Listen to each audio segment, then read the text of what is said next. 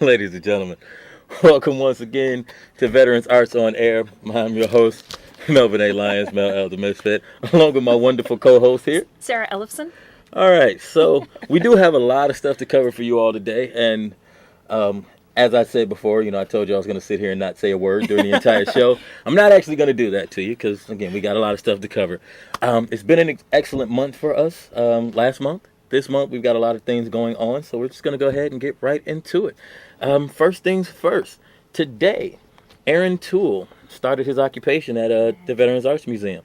So Ehren is one of the artists who has worked in our Surrealism and War exhibit. Mm-hmm.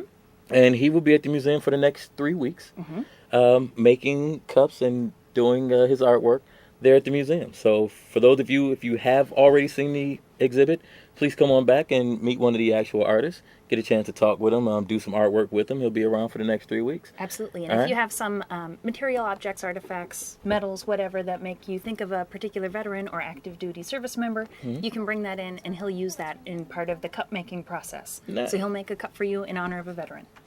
Dig it. All right. So, we should also mention his artist talk. Friday, July 11 at 6:30 p.m. All right, so he will be there at the museum actually talking about the artwork, as well as the open house, or open hours until July 19th. So he will be around until July 19th, hanging out at the museum. So feel free to stop by. He's brought the whole family down with him. Come on in and hang out with the artists. Yes. Tomorrow, the National Veterans Arts Museum will be closed in honor of the 4th of July.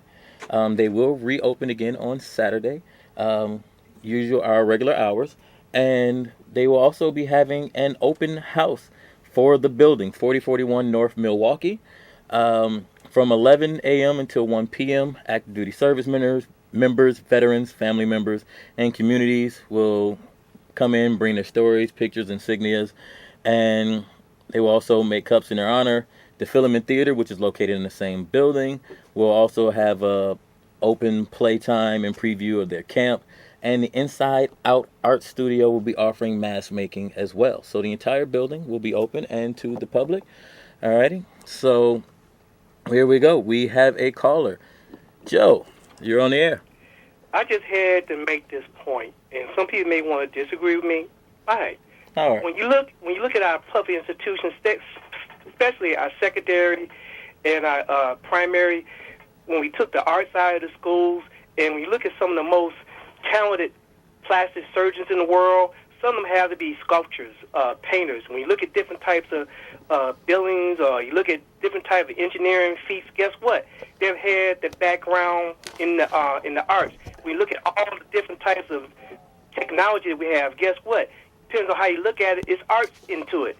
And when as they more and more taking the art side of schools, that's the reason why us Americans, we are losing our competitive edge.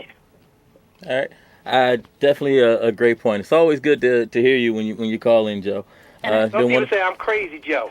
No, not at all. I agree with you a lot in that. As an artist, I do believe that when the arts leave the schools, that it does take away a lot of not just our people, but our creativity. We are suffering so much, and I'm not going to get into certain things, and you wonder why a lot of jobs are going overseas, because why? We are losing our imagination, and we look at all the different types of medical marvels. Guess what?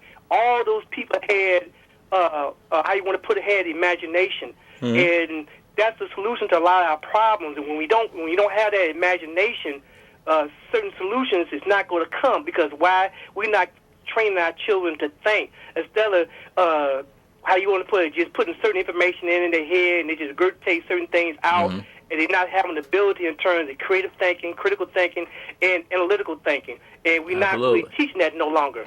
Absolutely. A lot of that comes with imagination and education. Take care. Peace and blessings. This might be a great opportunity for you to talk about what you did today and what the museum is doing with After School Matters. We are thrilled to be partnering with ASM. We're a host site for 15 teenage students through ASM this summer. They're participating in essentially a paid internship with the museum. So in addition to providing out-of-school arts education, we're also doing this dedicated program. And today, Mel, you were there. You want to talk about your day? Yes. So the students are there from 1 to 5. Tuesday through Friday. And today I was actually blessed to be able to go in and do a graffiti workshop with these students. So we focused in on stencil making and how to make stencils out of photo papers, things like this, and their creativity. And then from there we took canvas paper, t-shirts, and spray paint, and we painted the symboled work that the students created themselves and painted it onto these different canvases and these t-shirts. And it was a great time hanging out with those students. Got a little fumey in there because, spray paint indoors is always a problem. We learned that the hard way the first time in February. Yeah. Well, you figure windy outside, fumes inside. It's a catch-22. So we did about half and half, but it was a great time. And again, like I came in, as I always do, with pre-made stencils just for students who may not have anything to go. But every last one of these students took the time and said, no, I'm going to create my own. I'm going to do it this way. And everything that they came up with was something original. And it turned out to be great work. Yeah. So yeah, that was the thing that we did today.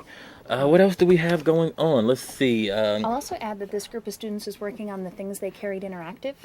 So the Things They Carried is a book by Tim O'Brien. It's required reading in about 44 states nationwide. Yes. So the school board says this is a book every high school student needs to read. And essentially what we're creating is this interactive website that takes the art and artifacts of that novel and turns it into something youth-friendly, student-friendly, educational, and fun. Absolutely. So our youth interns, are working on version 3.0. We're thrilled. There they go.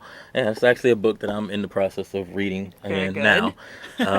It has one of those things I have to keep going back and forth because some of those stories are a tad bit real, but it's great stuff. Next Saturday, in honor of Jerry Freck, the museum will be holding a creative community workshop called From Drawing to Painting. All right. And that will be at the museum from 1 until 4 p.m. And Jerry is one of the artists in Esprit de Corps. His War Journal series is on display. And it's essentially, while he was in service, while he was overseas, he was teaching himself how to draw.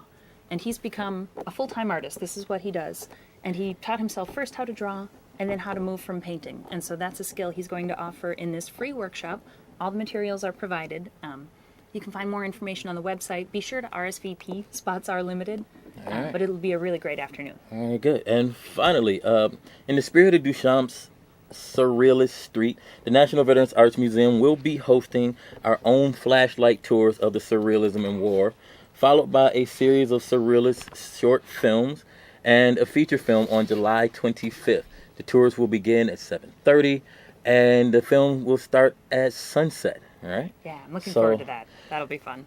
All right, I think I'm going to have to pass on that one, but we will definitely, if you guys are out there and you're available, please feel free to come through. Also, the Veterans Arts Museum is also pleased to announce the upcoming Transforming Trauma workshops as well as the summer series of Vet Caps. The Transforming Trauma workshops begin Thursday, July 10th through the 15th. Partner organizations will be Children's Home Plus Aid Ex-Offenders Program, ages 18 to 22.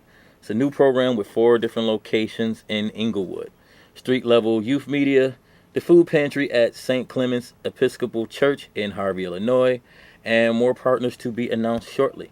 So for more information, please feel free to visit our website or the Facebook page for the National Veterans Arts Museum. And I'll go ahead and make a little pitch for Transforming Trauma. All right. Essentially, it's a workshop series where we take recently discharged as well as older veterans and teach them how to lead workshops for youth in high-violence neighborhoods. All right. So it's essentially taking the resilience and skills and empowerment that our veterans have and using them to teach those skills to our youth. All right. So it's a really, really great series, and we need more strong veterans to join us. Good to go.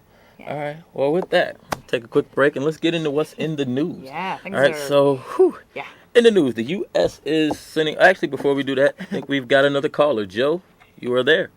Maybe I'm from Mars. Maybe you guys will care to comment on this. I have made this comment about around in the high school, and I said, you know what? Why don't we let the students be able to express themselves in an art form? Maybe paint the wall, or some students may be willing to donate their own artwork. And when I have discussed this to people, they in the school, the administration, they look at me like I'm nuts, whatever. What's wrong when the students take ownership in their school and a little bit of pride? And somehow, I'm talking to people when their mind is encased in concrete and submerged 50 fathoms below water, and I can't get through that distance, and it seems like they don't want students to take pride in their school at all in terms of, hey, this is my artwork. Give them an opportunity, give them a stage in which they can do it in.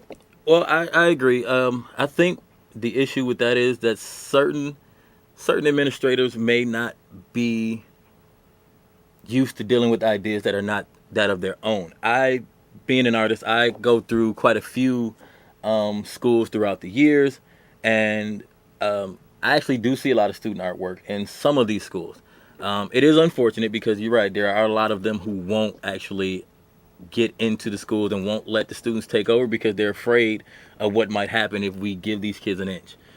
It's very unfortunate, but I have worked in certain schools, like I say, high schools, elementary schools, where art is a very big deal with these people, and getting the students to do their own artwork and create their own artworks. There's one school in particular that I worked at that every year the students go out and they create a new mural piece on one of the walls in their hallway. So it is one of those things to where my suggestion would always be to just keep pushing. All right, keep pushing them until eventually somebody's got to listen. Like you can't be ignored forever. It's just not going to happen. All right, because eventually you're going to start to annoying them to where they're like, you know what, just give him what he wants. All right. And this isn't within the schools, but it is one of the great things that we get to participate in. For the past 2 years, we've hosted the Congressional Art Show, which is essentially taking the top artists from a variety of different schools throughout the state, bringing them together in an art show at the National Veterans Art Museum. So it's a really wonderful event to see youth artwork showcased in a formal gallery-style space. Yeah. And then also utilizing the community works. There are several organizations throughout our city, throughout our community that will allow students to get what they aren't getting in that school system somewhere else. You just got to know where to go and keep looking. And like I say, keep pushing until eventually they cave. Yeah. All right. So now we're back to this. In the news, the U.S. is sending another 300 troops to Iraq to beef up security at the U.S. Embassy and elsewhere in Baghdad area to protect U.S. citizens' properties, officials said on Monday. The new injection brings the manpower totals up to about 800 sent to Iraq to deal with the recent crisis. This force is deploying for the purpose of protecting U.S. citizens' property if necessary and is equipped for combat. This force will remain in Iraq until the security situation becomes such that it is no longer needed, the president wrote in a letter to Congress. And so, of course, this is controversial, right? Yeah. Go figure. Yeah. So, as usual, the troops that they are sending over would be a group of our wonderful Marines. Right. So, yeah, they are going. Yeah, the Corps. Well, as we always say, the Marine Corps, our job is to go in, kick butt, take names, make sure that everything gets taken care of. We'll let some of our other branches hang out. We'll come in and make sure everything is peaceful. Things get out of hand, they send the Marines back again. So, I will say I am hopeful and praying that all of these folks that are going over will come back alive and that this situation gets itself taken care of quickly. But as with anywhere that we ever go to war, you know, the U.S. troops or U.S. will always be in Iraq from here on, from this point on. There's just no getting around that. We might as well get that out of our heads now. All right, there's not a place. I think a lot of us were optimistic that the drawdown was going to remain down. Yeah, I'll believe that one when I see it. So, but hopefully soon we can get a lot more of them back on a permanent basis. Yeah. All right. So, with that being said, also in the news, the Illinois Department of Veteran Affairs Director Erica Slone, all right, a good friend of the National Veterans Art Museum, absolutely, makes a huge transition. Amy Snyder, the Secretary of the Illinois Department of Transportation, has resigned, and Governor Quinn has appointed Erica to helm the IDOT. All right, so once again, congratulations, Erica. We wish you continued success with everything that you are doing. All right. Yeah, and we also welcome Acting Director Rodrigo Garcia. He had been the Assistant Director and is now stepping in to fill Erica's shoes for the time being. Good to go. So welcome. All righty, so congratulations to the both of you. And now we're going to take things in a little bit of a different direction. I love this new idea. I'm saying, right? So we welcome your feedback if you have somebody you think we ought to mention on a future episode. All right, so here we are going to do Take 5. Artists you didn't or may not have known were veterans. And the first artist coming up is probably a childhood favorite for a lot of people. Absolutely. And that would be, of course, Mr. Bob Ross, American painter, arts instructor, and television host, creator of and host of The Joy of Painting, served in the Air Force for 20 years. Absolutely my personal favorite. So, yeah, I loved watching that show on on PBS whenever it came on. Who doesn't love the Happy Trees? Like, whenever, no matter what, seeing somebody paint trees all day has got to be some of the calmingest things you'd ever want to see. All right. Up next, we have Paul Gauguin. All right. French post-impressionist painter, influenced the French avant-garde, served as a pilot's assistant in the Merchant Marines. And I believe that piece is up in the Art Institute, if I'm seeing it correctly. Oh. So something our Chicago fans can stop by and see in person. All righty. And then for our next artist, we've actually got 2 photos we are going to show you. Carl Andre is an American minimalist artist, recognized for his ordered linear format and grid format sculptures. Served in the U.S. Army from 1955 to 1956. He wasn't in there very long, was he? All right, so this is one of his photo works.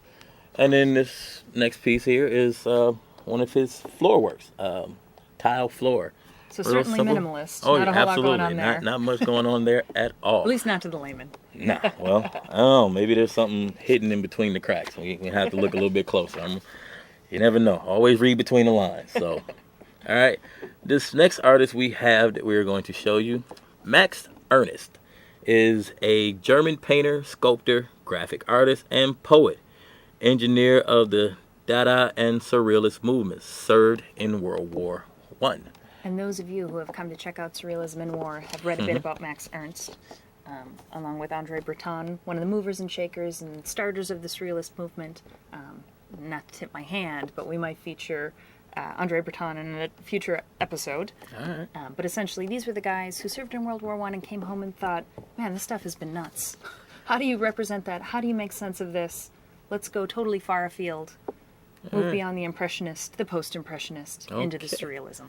All right, so there we go. Yeah. All right, and then for the final one for this week, I guess this one kind of really needs no introduction, but I should have come better prepared with some jokes. Man, I don't know. I got some jokes for you, because we're going to get into it in just a second. So the final artists for our 5 artists you may not have known were veterans. Chuck Norris. Now, Chuck Norris served in the Air Force, has served as a spokesman for the VA, and was named the Veterans of the Air Force's year of 2001. All right. So the Veteran of the Year in 2001 for the Air Force. I don't know about you, but I grew up watching Chuck Norris in many years as Walker, of late. Texas Ranger? Oh, yeah. Chuck Norris was the tough guy. He was the guy's guy. That's the guy that you don't want to mess with no matter where you are. Mm-hmm. So when I hear Chuck Norris as a veteran, I'm like, yes, it makes sense. He's an angry guy, likes to fight, gotta be. And then you hear Chuck Norris was in the Air Force, and I'm just like, really? That was so anticlimactic. Love my brothers and sisters in the Air Force. Like, I love and appreciate everything that you all do. But I don't really think tough guy like Chuck Norris tough when I think Air Force. I think they got the brains. They're going to make it happen. And please feel free, call in and correct me if you think I'm wrong. But I'm sorry. When I saw this, I was thinking, I don't know, Marine, Navy SEAL, something like that. I was not thinking the guy with the planes. But that's just me. I don't know. I'm sorry. I know I'm probably going to catch a whole lot of flack. Oh, yeah. Yeah, well, that is what it is. It's nothing better or tougher than us Marines, but hey, I guess the rest of them have their place too, right? All right. So, with that being said, we are almost out of time, but not just yet. We do have a little bit more time left. So we got one last thing that we are going to get into as soon as I find where I put it. All right. So there we are. We have Surrealism at the Art Institute. All right. You recently take a visit? Yeah, it just opened, I think, last week. All right. I think I went on a Tuesday. Okay. Very busy. It was Thursday evening when they were open late and free to Illinois residents. Nice. It's excellent. It's a essentially tour of Rene Magritte's career. Mm-hmm.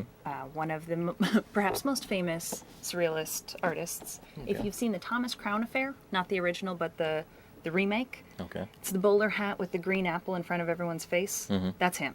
Oh. This is not a pipe A couple other pretty famous pieces, most of which were on display at the Art Institute. Okay. Fabulous show, but just one man's career. And I was so struck as I was checking out this exhibit at the great conversation happening between what we're doing at the museum and what the Art Institute is doing. And I gotta say, I kind of like what we're doing. Oh, it's a lot more inclusive, and I have to give a lot of credit to our staff who created some excellent didactic guides. So if you want to know the history of surrealism, if you want to make sense of its relationship to war with Max Ernst and Andre Breton, we've got it covered. All right. Yeah. Well, there you go. So definitely worth checking out. But we're free. We're also free. We're free. All the time. So that does help. So let's see. We've got the Surrealism and War going on now. If you happen to stop up at the museum Tuesday through Friday around between 1 and 5, not only will you get a chance to check out the museum, but you can see some of the students and some of the things that they are working on while you are there as well.